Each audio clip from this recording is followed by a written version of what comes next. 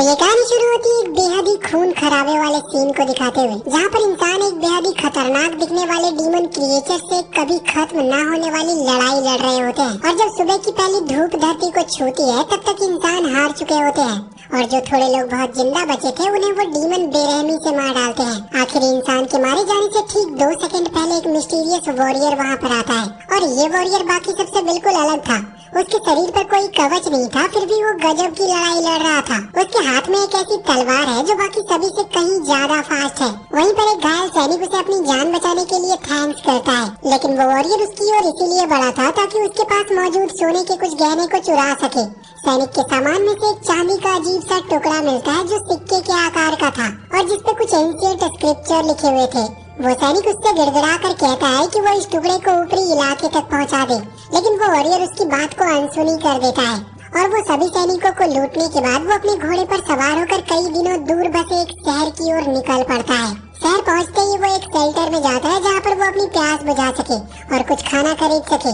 लोग उसे चुपचाप घूरते रहते हैं और कई लोग तो उसके पास मौजूद चीजों को लेना चाहते थे, लेकिन सभी उसे देखकर डर रहे होते हैं। वो उस चांदी के टुकड़े को ध्यान से देखता है जो उसने उस सैनिक से छीना था और उसे एहसास होता है कि उसमें ऐसी कोई जादुई शक्ति है जिसे वो अभी तक समझ नहीं पाया है। तभी वहाँ पर एक 3 सर वाला डीमन आता है। वो डीमन उससे वो चीज वापस मांगता है और वार्निंग देता है कि अगर उसने ऐसा नहीं किया तो उसे इसके बहुत बुरे परिणाम भुगतने होंगे। उस डीमन का भयानक रूप सबको हैरान कर देता है, लेकिन ये वॉरियर आगे बढ़ता है और एक कुर्सी उठाकर उसे मारता है और वहाँ से बाहर निकलकर उसे लड़ने के लिए चैलेंज करता है और अपनी तलवार से एक बेहद ही तेज वार करने के साथ ही उसे समझ में आ जाता है कि ये लड़ाई आसान नहीं होगी, क्योंकि डीमन की स्किन पत्थर जितनी कठोर थी और तलवार उस पर असर नहीं कर पाती। और इससे भी बुरा ये होता है कि डीमन के पहले वार से ही उसकी तलवार टूट जाती है, लेकिन किस्मत से उसी टूटी तलवार का एक टुकड़ा मिल जाता है जिससे वो डीमन के 3 सिरों में से एक पर वार करता है और इस बार वो उसका शरीर भेदने में सफल रहता है। एक सिर के मरते ही उसे कुछ सेकंड मिल जाते हैं जिनका फायदा उठाकर वो वहाँ से भाग निकलता है, क्योंकि बिना तलवार के वो उस डीमन का सामना नहीं कर सकता था। वो डीमन उसे वार्निंग देता है कि जब तक वो सिक्का उसे नहीं सौंपेगा तब तक अंडरवर्ल्ड का हर डीमन उसका पीछा करेगा। ये जानकर कि वो उन सब का सामना नहीं कर सकता, वो उस सिक्के को पानी में फेंक देने का फैसला करता है ताकि मुसीबत से बचा जा सके।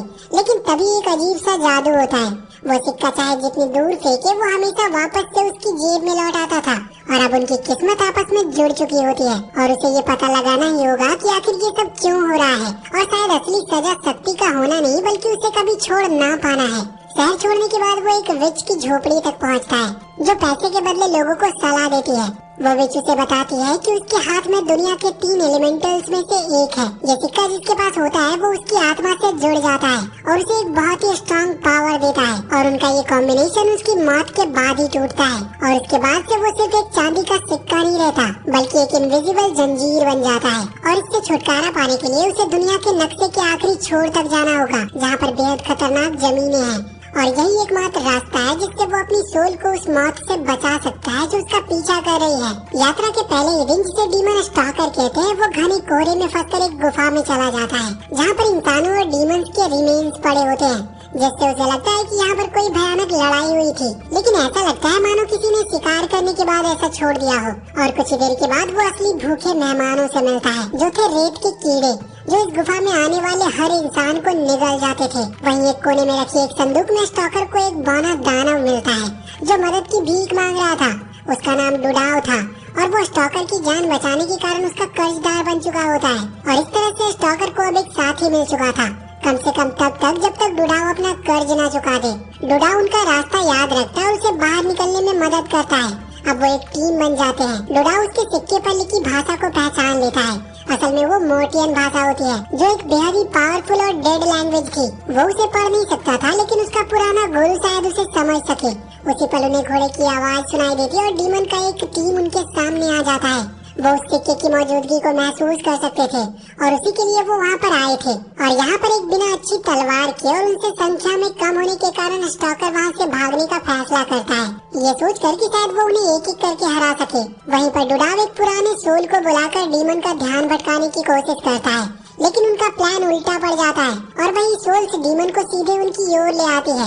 उनके लीडर का नाम जोटैक होता है, जो कभी स्टॉकर का पुराना कमांडर हुआ करता था, लेकिन अब वो दोनों दुश्मन बन चुके होते हैं। ये सब तब तय हुआ था जब वो एक साथ लड़ा करते थे और जोटैक एक श्राप का शिकार हो गया था। अंडरवर्ल्ड से उसे बचाने के लिए स्टॉकर को अपने ही दोस्त का सिर काटना पड़ा था और यहाँ पर एक ही दर्पण के दो परछाई आमने सामने खड़ी होती है। स्टॉकर जो जिंदा रहने के लिए मारता है और जोटैक जो इसीलिए जिंदा है क्योंकि वो मारा गया था।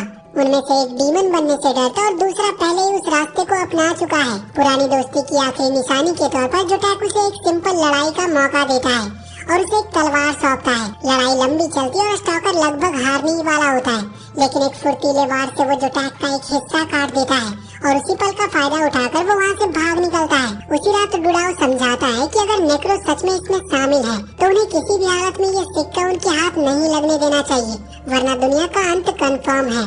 जब वो उसके पुराने गुरु की कब्र पर पहुंचते हैं तो देखते हैं कि नेक्रो के पुजारी वहाँ एक अनुष्ठान कर रहे थे, जिससे उसके गुरु की किताबें हासिल करना अब और भी ज्यादा मुश्किल हो गया था। पुजारी लाशों को सैनिकों में बदल रहा होता है और उनकी इन प्रोसेस को एक लड़की चुपचाप देख रही होती है, जो स्टॉकर को चौंका देती है। उसका नाम वेन होता है। डुडाओ के साथ मिलकर वो गुरु की कब्र में चुपके से घुसती है ताकि किताबें हासिल की जा सके और कुछ ही सेकंड में स्टॉकर को अब एक और साथी मिल चुका था, जो आगे चलकर काम आएगी या शायद नहीं भी। डुडाओ के गुरु की कब्र में उन्हें कई सारी किताबें मिलती है, जिसमें सही किताब ढूंढने में समय लगने वाला था। इसी बीच स्टॉकर पहरेदारों को उलझाए रखने के लिए उनसे लड़ता रहता है, लेकिन वो उनके सामने ज्यादा देर तक टिकने वाला नहीं था। वो पहले ही काफी घायल हो चुका था और उन्हें जल्द से जल्द वहाँ से निकलना था और आखिरकार उसकी टीम सही किताबों के साथ वहाँ से निकलने में सफल रहती है। अब डुडाओ को उस किताब को पढ़ना था ताकि वो सिक्के को पढ़ सके और उसका असली मकसद जान सके। ये काम सुनने में जितना आसान लगता है, असल में उतना ही मुश्किल था, क्योंकि खतरे हर तरफ थे। जैसे एक ऐसा गोलम जो लेजर किरणों से लैस था और खुद उस सिक्के को पाना चाहता था। स्टॉकर अपनी तलवार से जितने भी वार करता उसका कोई असर नहीं होता उसके ऊपर। वो गोलेम बहुत ही हार्ड पत्थर का बना था, लेकिन उसके शरीर पर भी एक कुछ लिखा होता है। जब स्टॉकर उस मुहर को उखाड़ता है तो उसे उसका दिल दिखाई देता है और उसे डिस्ट्रॉय करते ही वो गोलम लगभग बिखर जाता है और वो लोग जीत जाते हैं। उधर जोटैक का वो पुजारी उसका कटा हुआ हाथ फिर से जोड़ देता है, लेकिन अब वो इंसान जैसा नहीं दिखता। उसके शरीर पर कई मैकेनिकल उपकरण लगे होते हैं जो स्टॉकर को हमेशा के लिए खत्म कर सकते थे, लेकिन किस्मत से स्टॉकर उस सिक्के का एक हिस्सा जान लेता है और जब भी कोई खतरा पास आता है तो वो चमकने लगता है, जिससे वो दुश्मनों को पहले ही अंदाजा लगा सकते थे। लेकिन प्रॉब्लम ये है कि दुश्मन अब पहले से कहीं ज्यादा ताकतवर और जानलेवा होते जा रहे थे। वो लोग डुडाओ को चारे की तरह इस्तेमाल करते और अब उसके काम आने का समय आ चुका था और लगभग 6 दिनों के बाद डुडाओ उस सिक्के पर लिखी भाषा को पढ़ने में सफल रहता है। उसमें एक मिस्ट्री छुपी होती है जो कि एक भविष्यवाणी थी। सिक्का सिर्फ शक्ति की वस्तु नहीं थी, बल्कि अब तक बनाए गए सबसे शक्तिशाली हथियार की ओर इशारा करने वाला एक कंपास है और उस हथियार का नाम है लाइट ऑफ टैलेंट, जिसमें इतनी ताकत है कि वो दुनिया पर राज कर सकता है और उसे बुराई से बचा सकता है। भविष्यवाणी के अंत में डुडाओ स्टॉकर से कहता है कि वो उस सिक्के के बंधन से मुक्त कर सकता है, लेकिन तब वो उस तलवार तक पहुंचने का रास्ता खोलेंगे। ये एक ऐसा फैसला होता है जो स्टॉकर को खुद लेना था, या तो वो आजाद हो सकता था या फिर अपने मिशन को जारी रख सकता था, और यहाँ पर स्टॉकर अपनी आजादी को चुनता है। अगली सुबह वेन उस सिक्के को लेकर वहाँ से गायब हो जाती है और वो खुद को चोरों के एक टीम से घिरा हुआ पाते हैं, जिसको लीड ग्रेनवेल नाम की एक औरत कर रही थी, जो जिंदगी की कीमत सिर्फ इस आधार पर आती है कि वो उसे क्या दे सकती है। ग्रेनवेल वेन की माँ होती है और असल में वो गद्दार निकलती है, जिसने सीधे उन्हें जाल में फंसाया था। उसे सिक्के के बारे में सब कुछ पता था और जैसे ही स्टॉकर ने बंधन तोड़ा था, वहीं पर उसके धोखे के लिए सही मौका बन गया और अपने विश्वासघात के बदले वेन को चोरों के गिल्ड का निशान दिया जाता है और अब वो उन्हीं में से एक बन जाती है। लेकिन स्टॉकर उनके लिए एक प्रॉब्लम होता है जिसे उन्हें खत्म करना ही था। और जब ग्रेनवेल अपना भाषण दे रही होती है, उसी दौरान डुडाओ धरती से कुछ वर्ड कहता है और थोड़ी देर में वहाँ पर जो मरे हुए लोग थे वो उठ खड़े होते हैं और वो उस डीमन कबीले पर हमला कर देते हैं। उनकी ताकत इतनी होती है कि वो इससे मजबूत इंसान के भी शरीर के टुकड़े कर सकते थे और वहाँ पर चारों तरफ अफरा तफरी मच जाती है। ग्रेनवेल उन डीमंस का शिकार बन जाती है और स्टॉकर उस सिक्के को वापस ले लेता है। जब सब कुछ खत्म होता हुआ लगता है, तभी डुडाओ अपनी बांसुरी बजाने लगता है और डीमन शांत हो जाते हैं और वो फिर से अपने कब्रों में वापस लौट जाते हैं और इस तरह से वो स्टॉकर की जान बचाने में सफल रहता है। उस सिक्के के हाथ में आने के बाद स्टॉकर को प्रिंस बाल्डोर के पास ले जाया जाता है, जिसके पास लाइट ऑफ टैलेंट को बुलाने की शक्ति होती है। वो सिक्का उसे सौंप देता है, लेकिन बदले में उसे कोई इनाम नहीं मिलता। इसके बजाय राजकुमार उसे मार डालने और सिक्का छीन लेने का ऑर्डर देता है, लेकिन तभी वहाँ पर कुछ डीमन आ जाते हैं और वहाँ पर एक बार फिर से इंसानों और डीमंस के बीच में युद्ध शुरू हो जाता है। जोटैक यहाँ पर दूसरी बार फिर से वापस आता है, लेकिन इस बार उसके पास अंडरवर्ल्ड की पावर होती है।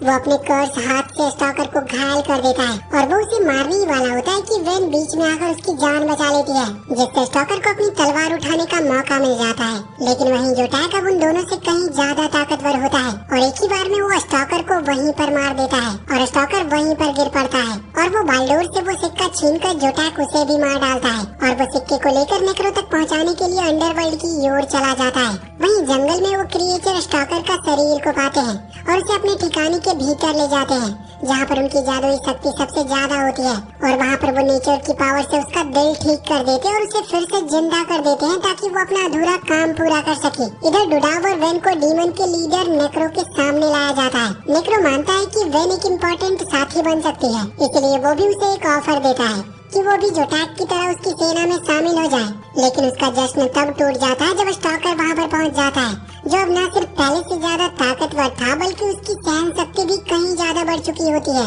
डुडाव उससे वेन को बचाने की गुहार लगाता है, लेकिन जल्दी उसके लिए बहुत देर हो सकती थी। अगर उसे वेन को बचाना है तो उसे जोटैक का सामना करना ही होगा, जो अब नेक्रो की वजह से पहले से कहीं और ज्यादा शक्तिशाली बन चुका था। डुडाव इस मौके का फायदा उठाकर नेक्रो को चुनौती देता है, जो सबसे शक्तिशाली और खतरनाक जादूगर था उसे